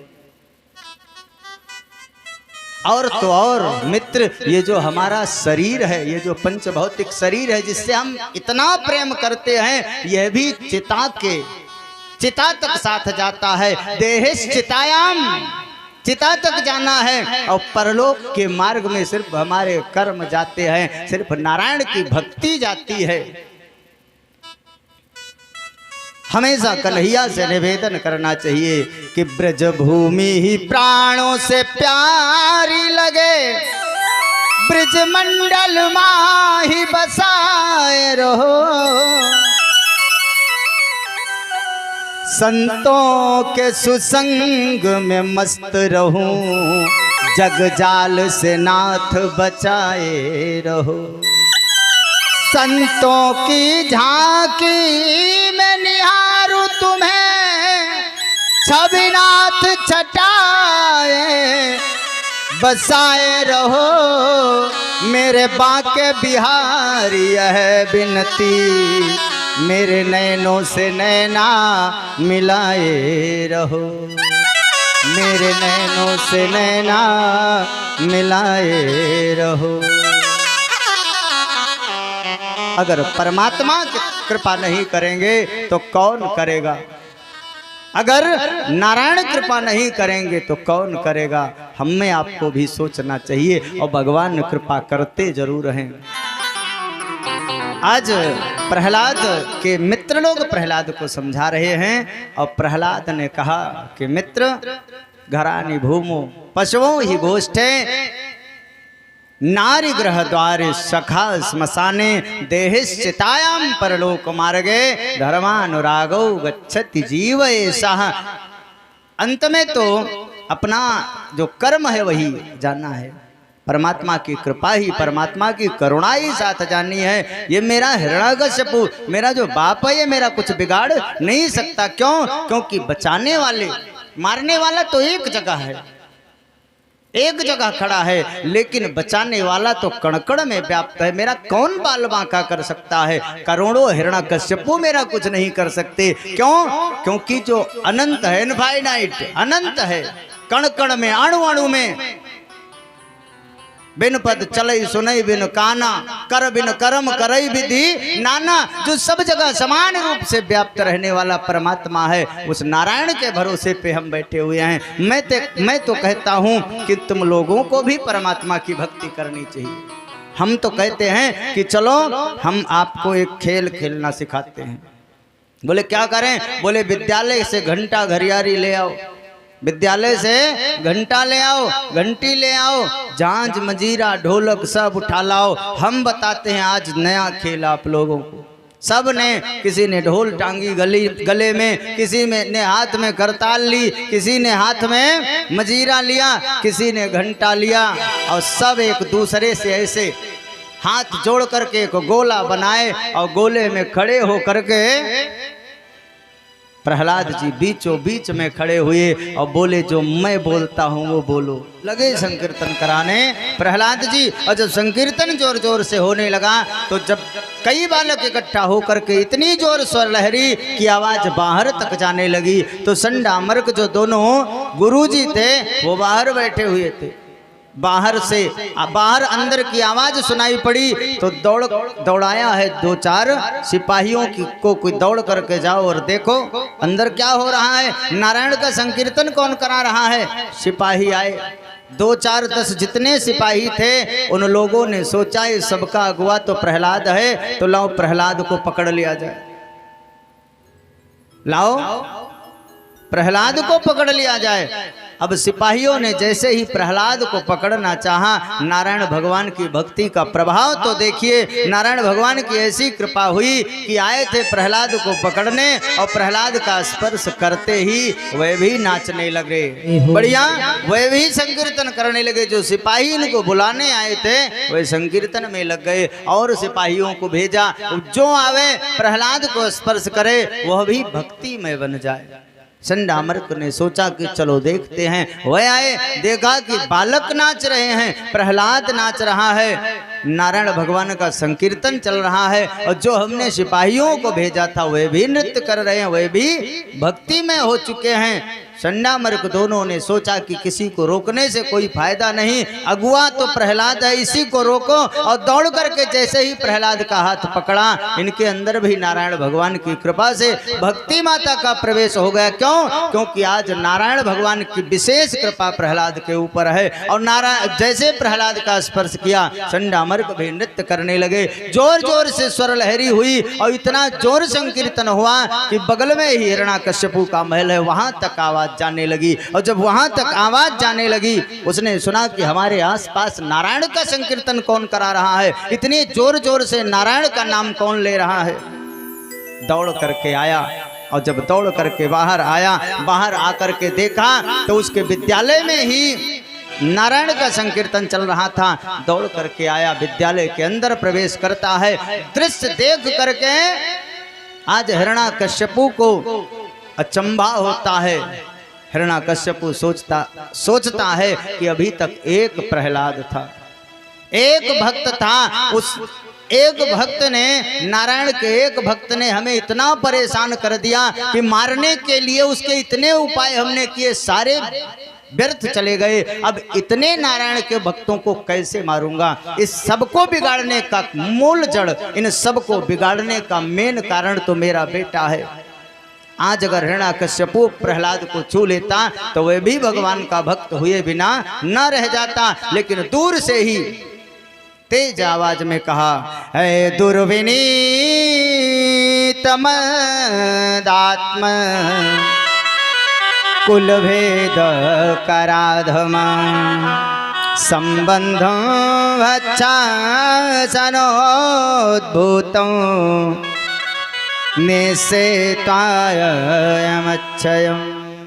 आय दुर्मनीत, आय मंदात्मन, आय कुल क्या भेदी, तेरे कारण मेरा ये जो दैत्य कुल है ये नीचे की ओर जा रहा है। मेरे कुल में नारायण की भक्ति निषेध है, हम लोग नारायण की सेवा पूजा नहीं करते और तुमने तो अकेले ने इतने को बिगाड़ दिया, इतने लोगों को नारायण का भक्त बना दिया।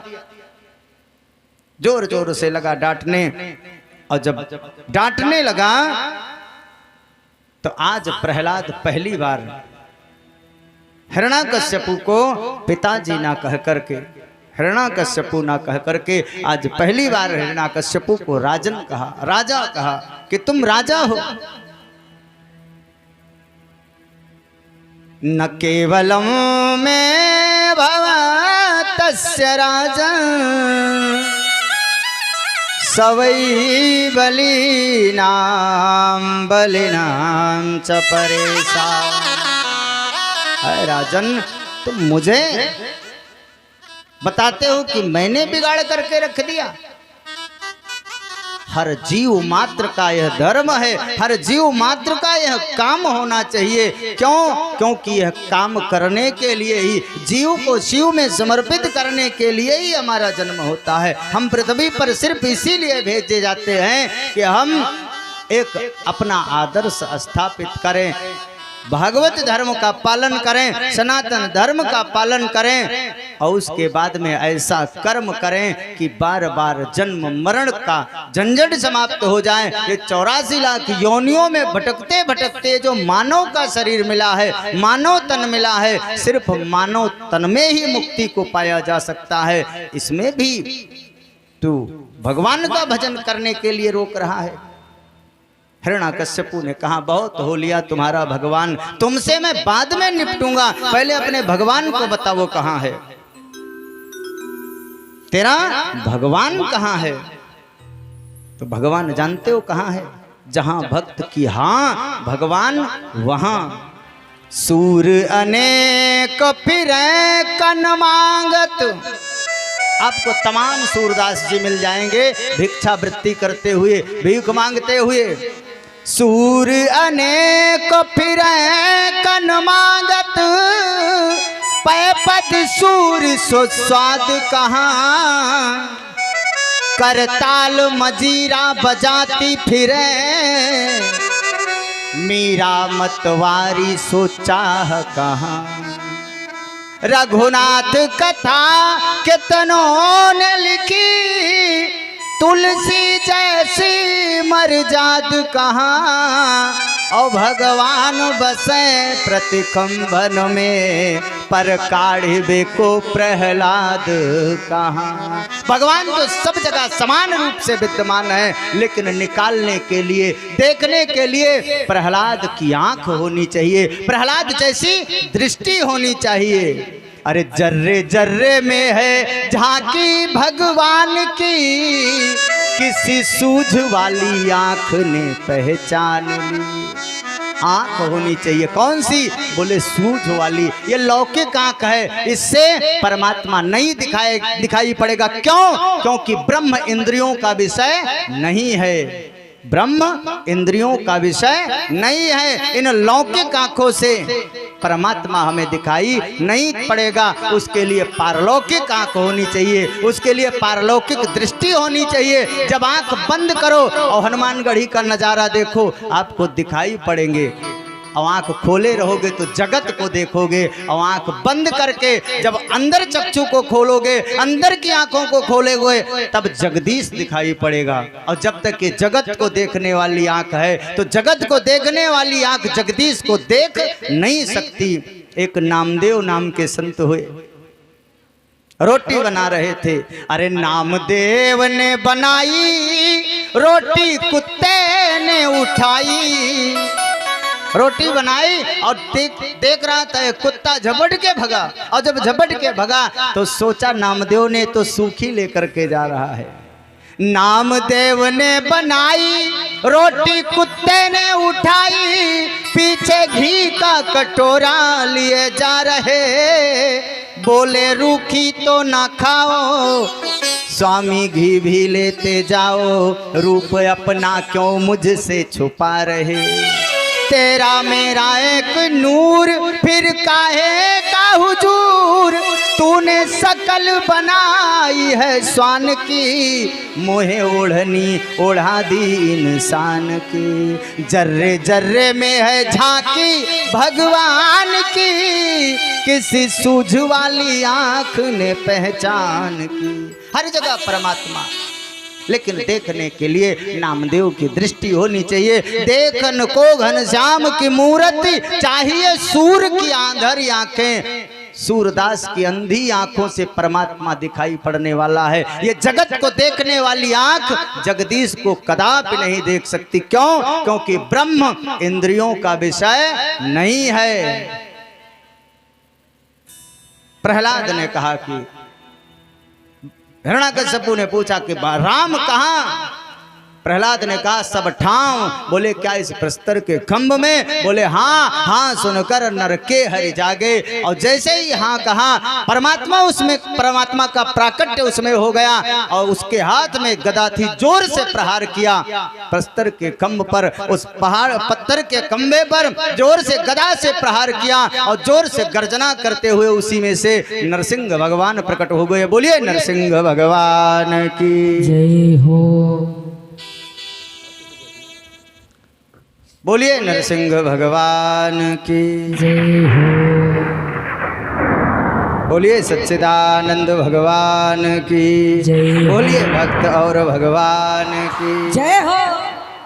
आज नरसिंह भगवान का प्राकट्य उसी पत्थर के खम्भ से, प्रस्तर के खम्भ से हो गया। एक बार जब नरसिंह भगवान को हिरण्याकश्यपु ने देखा तो डर गया। उसके बाद में प्रहलाद ने कहा, देख लो यही नारायण है।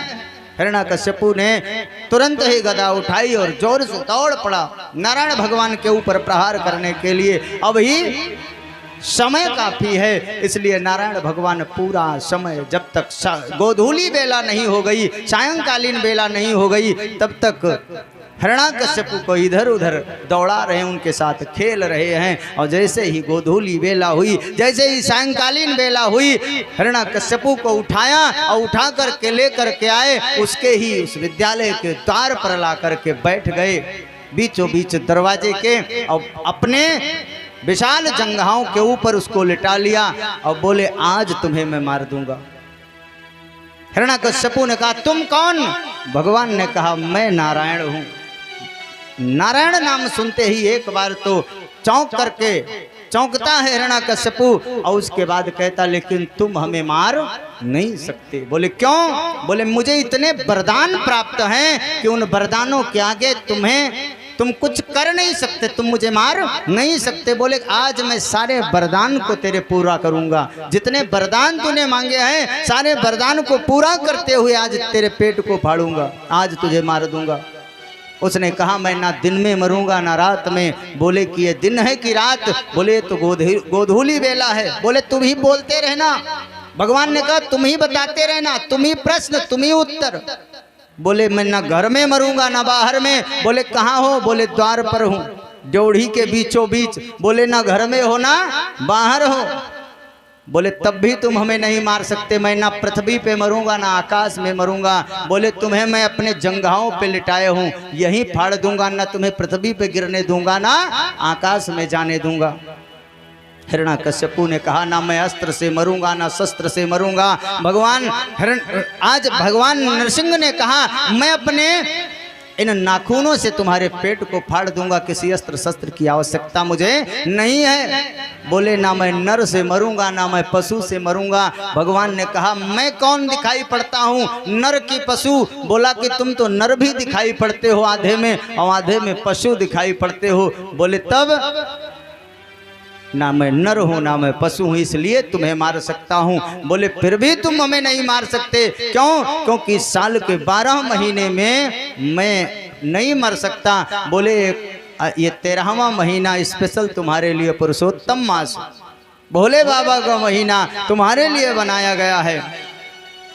बोले फिर भी तुम हमें नहीं मार सकते। बोले क्यों? बोले इसलिए नहीं मार सकते, मैंने वरदान मांगा है, ब्रह्मा जी की बनाई हुई सृष्टि में कोई भी जीव मुझे मार नहीं सकता। नारायण भगवान ने कहा, ब्रह्मा की संरचना मैं करता हूँ, ब्रह्मा को मैं अपने नाभि कमल से प्रकट करने वाला हूँ, ब्रह्मा मुझे बनाने वाला नहीं है, मैं ब्रह्मा की सृष्टि से परे हूँ, इसलिए मैं तुम्हें मार सकता हूँ। अब तो सारे वरदान पूर्ण होने वाले हैं, हो गए हैं। और जैसे ही गोधूली बेला हुई, नारायण भगवान ने, नरसिंह भगवान ने हिरण्याकश्यपु के पेट पर अपने नाखूनों से प्रहार किया और फाड़ दिया पेट को, और उसकी अतड़ियों को निकाल करके अपने गले में धारण कर लिया। बोलिए नारायण भगवान की जय हो। बोलिए सच्चिदानंद भगवान की, बोलिए नरसिंह भगवान की, बोलिए भक्त प्रहलाद की जय हो। नारायण भगवान ने नरसिंह रूप धारण करके हिरण्याकश्यपु को मार तो दिया, लेकिन क्रोध अभी शांत नहीं हो रहा है। सारे देवता आकाश में खड़े हैं, पुष्प वर्षा करनी है, लेकिन हिम्मत नहीं पड़ रही है। सोचते हैं कि कहीं पुष्प की वर्षा करूं और भगवान की निगाह ऊपर आए और हम ऊपर से ऊपर ही चले जाएं। आज भगवान के क्रोध को देखकर सारे देवता तर तर कांप रहे हैं।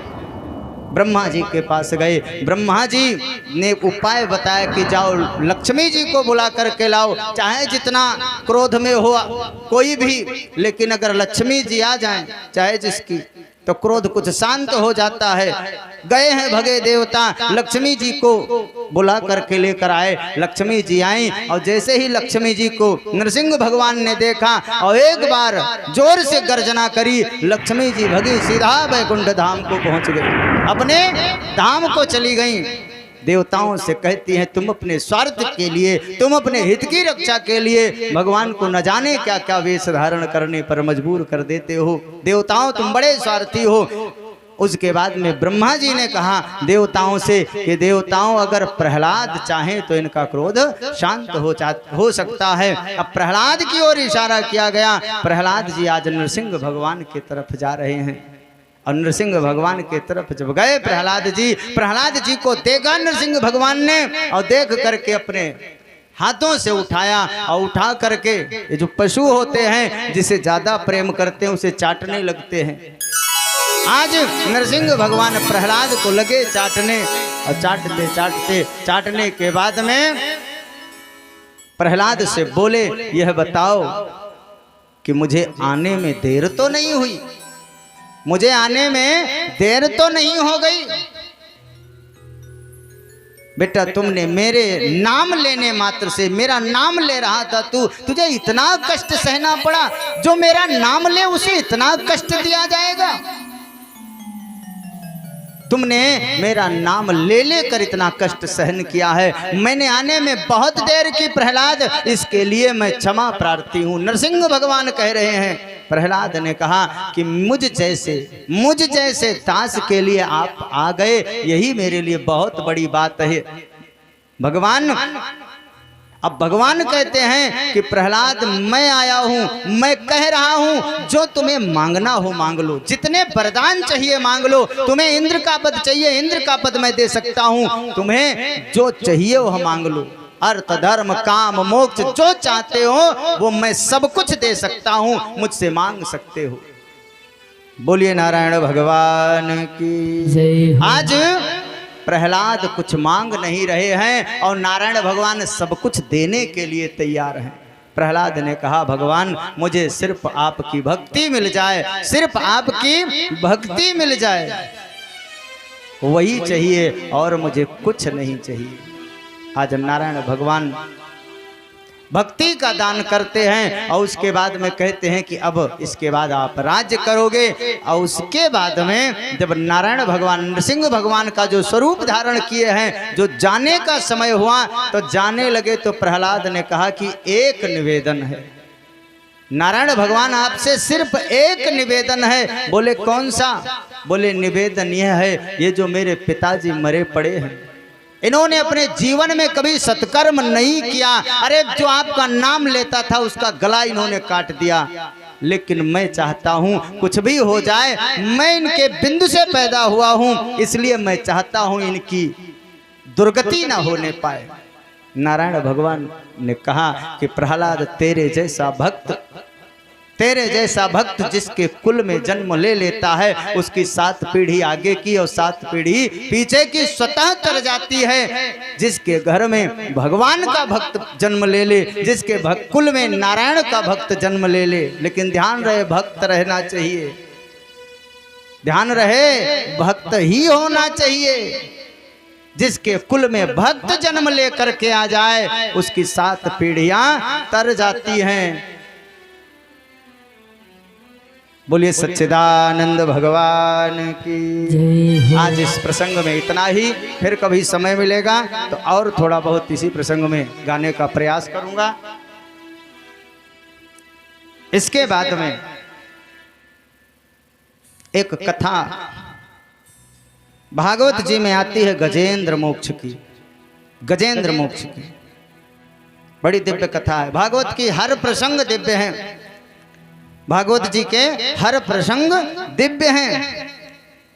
गजेंद्र मोक्ष की कथा आती है। गजेंद्र मोक्ष की कथा सभी लोगों ने अपना अवध क्षेत्र खूब सुनी होगी। गजेंद्र मोक्ष है क्या? इस कथा को भागवत जी में लिखने का तात्पर्य क्या है व्यास जी का, यह हमें समझना चाहिए। एक हाथी है, उसका पूरा परिवार है, सरोवर में स्नान करने जाता है, सरोवर में उसको ग्राह जकड़ लेता है और ग्राह से छुड़ाने का प्रयास उसके परिवार वाले करते हैं, नहीं छुड़ा पाते। वो भगवान का ध्यान करता है, जब परिवार वाले छोड़ करके चले जाते हैं, भगवान आते हैं, उसे बचा लेते हैं। बस इतने है गजेंद्र मोक्ष। ग्राह को मार देते हैं, गज को उबार लेते हैं, इतने हैं गजेंद्र मोक्ष। लेकिन इसका तात्पर्य क्या है, इस कथा का मूल उद्देश्य क्या है? हम मानवों के लिए लिखी गई कथा है। एक विशाल काय हाथी है, गज है। स्वामी सुखदेव जी कथा सुना रहे हैं परीक्षित को और कहते हैं, जानते हो ये दुनिया वाले जब सुखी रहते हैं तब परमात्मा को याद नहीं करते। बलिहारी व दुख की जामे राम कहा है, मैं तो उस दुख की बलिहारी जाऊं जिसमें परमात्मा की याद बनी रहती है। दुख में सुमिरन सब करे, सुख में करे न कोई, जो सुख में सुमिरन करे तो दुख काहे का हो। अगर सुख में सुमिरन किया होता तो दुख ना आता। इस कथा का मूल उद्देश्य यही है। एक गजराज है, उसके बहुत बड़ा परिवार है, बहुत बड़ा, सैकड़ों परिवार है। जैसे हम लोगों के बहुत बड़ा हमारा ये मानव परिवार है, हमारे सगे संबंधी हैं, हमारे रिश्तेदार हैं, हमारे परिवार वाले हैं, हमारे बच्चे हैं, हमारी पत्नी है, हमारे माता पिता हैं, हमारा कुटुंब है। जिस प्रकार से हमारा परिवार कितना बड़ा है, आंख बंद करके एक बार देखो तो पूरा समाज अपना ही दिखाई पड़ता है। लेकिन संकट की घड़ी में एक बार फोन मिलाओ, उठ जाएगा, दोबारा घंटी नहीं जाएगी, स्विच ऑफ बताएगा मोबाइल। यही हमारा समाज है। आज गजराज का इतना बड़ा विशालकाय परिवार जब जंगल में छोटे छोटे जीवों को देखता तो कहता, मेरे लायक कोई काम होगा तो बताना, मैं तुम्हारा काम कर दूंगा। घूमता फिरता अभिमान में, जैसे हम लोग अभिमान में घूमते फिरते रहते हैं, पूरे समाज में चलते फिरते और घूमते रहते हैं, कहते हमारे लायक कोई काम होगा तो बताना। अरे हमारे लायक है क्या? हमारे लायक है क्या? हमारे लायक कुछ भी नहीं है। जो भी कुछ करने के लायक हैं वो परमात्मा है। हम क्या करने के लायक हैं? लेकिन गजराज की तरह हम समाज में कहते घूमते हैं, हमारे लायक जो हो ना वो बता देना। गजराज की तरह जैसे गजराज समाज में घूमता है, छोटे छोटे जीवों को जब डर के वो भगते हैं तो बुलाता है, कहता हमारे लायक कोई काम होगा तो बताना। वे भी कहते हाँ महाराज बताएंगे। आज गजराज अपने अभिमान में भर करके सरोवर में अपने परिकर के साथ, अपने परिवार के साथ स्नान करने जाता है। और जब स्नान करने के लिए जाता है तो हाथी का स्वभाव जल को लेना और जल को उड़ाना अपने शरीर पर, यही उसका स्वभाव। पूरे जल को बिल्कुल से रेत में मिलाने का कार्य कर रहा है, पूरे जल को दूषित कर रहा है। उसी जल में एक जलीय जंतु होता है, ग्राह, मगरमच्छ। जो जलीय जंतु होते हैं उनकी जल में ताकत 4 गुना बढ़ी रहती है, ज्यादा हो जाती है। ग्राह ने आकर के गज के पांव को पकड़ लिया। ग्राह कहते हैं विपत्ति को, बीमारी को। जैसे हम इस सरोवर में, इस जलाशय में, इस समाज में भ्रमण कर रहे हैं, खूब अपने मन की चल रहे हैं, और एक दिन ऐसा आता है कि बीमारी रूपी ग्राह या विपदा रूपी ग्राह हमारे पैरों को जकड़ती है, हमको जकड़ती है। और जब जकड़ती है तो जैसे गजराज के परिवार वालों ने मदद करी, गजराज पहले स्वयं जोर लगाता है। जब उसका जोर काम करना बंद कर देता है तब अपने परिवार वालों से कहता है, उसकी पत्नियां सूंड से सूंड मिला करके खींचना प्रारंभ करती हैं, उसके बच्चे सूंड से सूंड मिला करके खींचना प्रारंभ करते हैं, लेकिन काफी प्रयास करने के बाद भी उसे जल से बाहर नहीं ला पाते। उसे बीमारी से बाहर नहीं ला पाते, उसे ग्राह के पकड़ से बाहर नहीं ला पाते। जैसे हमें कुछ हो जाए पहले हम स्वयं बचने का उपाय करते हैं, जब घर वाले जानते हैं तो जान से जान लड़ा देते हैं, चाहे लखनऊ जाना पड़े चाहे दिल्ली जाना पड़े, इलाज कराते हैं, चाहे घर बार बिक जाए।